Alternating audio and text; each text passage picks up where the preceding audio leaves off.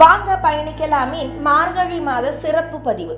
இன்று பெருமாளுக்கு உகந்த துளசியின் சிறப்புகளை அறிந்து கொள்வோம். ஒரு துளசி இலை போதும் பெருமாளின் மனதை குளிர்விக்க. ஆதலால் தான் துளசிக்கு விஷ்ணு பிரியா என்று பெயர் உண்டு. லட்சுமி கடாட்சம் தருவதால் ஸ்ரீ துளசி என்றே போற்றுகிறோம்.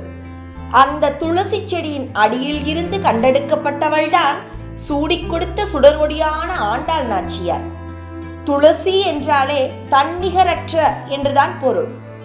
இந்த முழு பிரபஞ்சமும் வணங்குகிறது என்பதால் துளசிக்கு விஸ்வ பூஜிதா என்ற பெயரும் உண்டு. பிருந்தா என்றும் துளசியை அழைப்போம். ஆதலால் தான் துளசி செடிகள் அதிகம் இருக்கும் பகுதியை பிருந்தாவனம் என்கிறோம். அனைவருக்கும் மகிழ்ச்சியை தருகிறாள் என்பதனால் நந்தினி என்று அழைக்கப்படுகிறாள். மற்ற மலர்களை காட்டிலும் கிருஷ்ணன் நேசிப்பது துளசியை என்பதால் புஷ்பசரா என்ற நாமமும் ஏற்பட்டது. கிருஷ்ணனின் வாழ்க்கை மற்றும் ஆன்மாவோடு கலந்தது துளசி என்பதால் கிருஷ்ண ஜீவானி என்று வைணவர்கள் அழைக்கிறார்கள். ஆழ்வார்கள் தங்கள் பாசுரங்களில் துளசியை திருத்துழாய் என்றே போற்றுகிறார்கள். வைணவ ஸ்தலங்களுக்கே உரியது துளசி தீர்த்தம்.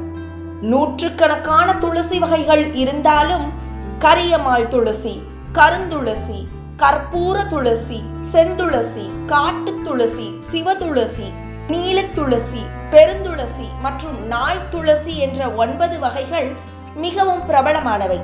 துளசி இலையின் நுனியில் நான்முகனும், மத்தியில் திருமாலும், அடியில் சிவனும், மற்றைய பகுதிகளில் 12 ஆதித்யர்களும், 11 ருத்ரர்களும், 8 வசுக்களும், கங்கை உட்பட புனித நதிகளும், சூரியன், சந்திரன் உட்பட அனைத்து தேவர்களும் எழுந்தருளி இருப்பதாக ஐதீகம்.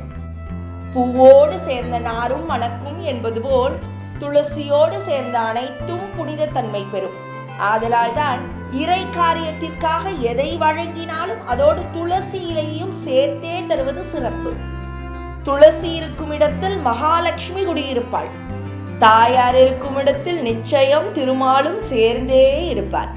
துளசியை வணங்கி வாழ்வில் சுபிக்ஷம் பெறுவோம்.